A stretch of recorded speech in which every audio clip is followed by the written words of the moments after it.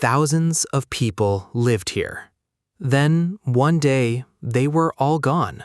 The city wasn't destroyed. Nothing burned. Nothing collapsed.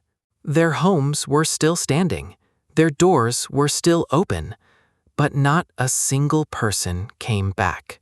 No war, no apocalypse, no explanation. So what could make an entire city disappear? Tonight, we're entering 6 cities that look like reality simply forgot them. And the last one may be the strangest of all. Imagine being told that your entire city must be evacuated, and you have only a few hours. Take what you can. Leave almost everything else behind. That is what happened in Pripyat, Ukraine, a city built around the Chernobyl nuclear power plant, with schools, hospitals, shops, apartment buildings, and thousands of ordinary lives. Then, in 1986, everything changed. Residents were evacuated. Many believed they would return. They didn't. Cars remained in parking lots. Furniture remained inside apartments. Photographs were left on tables. Schools were abandoned with books still inside. It almost feels as if someone pressed pause and walked away. But something even stranger happened afterward. Nature began taking the city back. Trees pushed through concrete. Vines climbed apartment blocks. Wildlife returned to streets once filled with people. In Centralia, Pennsylvania, the danger wasn't above the city. It was underneath it. In 1962, a fire began inside an underground coal mine. At first, it seemed like a local problem. But the fire spread through the abandoned mine system beneath the town. Smoke began rising from the ground. Cracks appeared in roads. The earth became unstable. And suddenly, the safest place to stand wasn't necessarily the surface. Residents gradually left. Buildings were abandoned or demolished. Streets became empty. But here's the part that sounds almost impossible. The underground fire continued for decades. From above, Centralia can look strangely normal. Trees. Off the coast of Japan sits an island that looks almost unreal. Concrete buildings rise from a tiny rock, packed together like a fortress surrounded by ocean. This is Hashima. For decades, coal mining brought thousands of people here. Families lived in cramped apartments. Children went to school. Shops opened. Workers descended into mines beneath the sea. At its peak, Hashima was one of the most densely populated places on Earth. Then, the world changed. Japan began moving away from coal. The mine closed in 1974. And when the mine disappeared, so did the reason for the city to exist. There was no invading army, no giant earthquake destroying every building, no apocalypse. The economy simply changed, and thousands of people left. Within a short time, a place once filled with voices became a maze of empty rooms. And now, we've reached our first major turning point. 3 cities, 3 completely different reasons. A nuclear disaster, a fire beneath the ground, and an industry that disappeared. So maybe we've solved the mystery. Maybe every abandoned city has a simple explanation.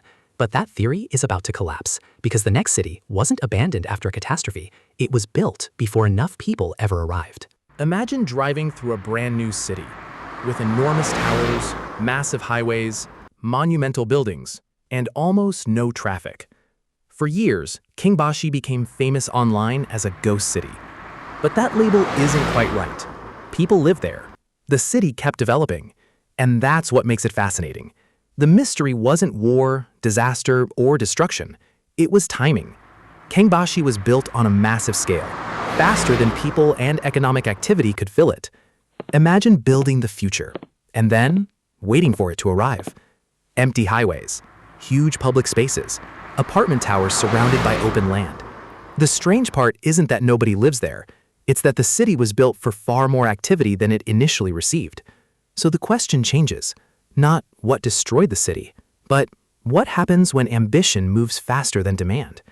And the next place gives us an even stranger answer, because there, humans didn't leave the city behind. In the middle of the Namibian desert, there is a town where sand fills abandoned homes. It climbs through windows and swallows entire rooms. This is Kolmanskop. But it wasn't always a ghost town. More than a century ago, diamonds were discovered nearby. People rushed into the desert and built a thriving town. There were homes, shops, a hospital, a school, even an ice factory. For a while, it looked almost impossible, a European-style town in the middle of the desert. Then, the diamonds ran out. Mining moved elsewhere, and the people followed. But the desert stayed. Sand entered through broken windows, slowly taking the town back. A bedroom became a dune. A house became a shell. Humans tried to conquer the desert, and eventually, the desert won.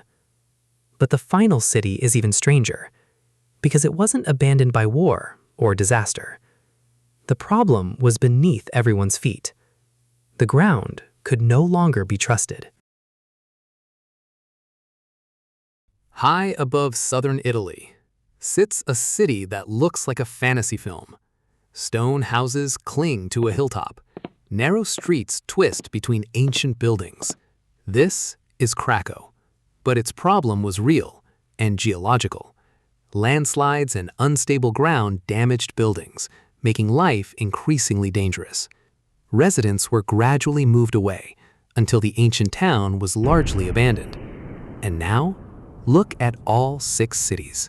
Pripyat, forced out by an invisible hazard. Centralia, threatened from underneath. Hashima, emptied when its industry died. Kangbashi, built faster than its population grew. Kolmanskop, swallowed by the desert. And Krakow, abandoned because its own foundation became unstable. Different causes, different places, different centuries, but one result. The buildings remained, while the people disappeared. And maybe that's the real mystery. Because we make one mistake when we look at abandoned cities. We think the buildings are the city. They're not. A city is the people, the voices, the traffic, the lights at night. Remove them, and the same streets become something completely different. That's why these places feel like glitches in reality. They are frozen evidence of futures that never happened. A disaster, a collapsed industry, a failed market, nature taking over, or unstable ground. Suddenly, a place that seemed permanent isn't. That's the terrifying part. These cities were once full of people who built homes, schools, roads, and believed tomorrow would look like today. Then something changed, and that future never arrived. So next time you walk through a crowded city, look around. The lights, the traffic, the people, it all feels permanent. But history tells us otherwise. Cities can disappear. And sometimes, the strangest thing isn't how a city dies, but how quickly the world learns to live without it.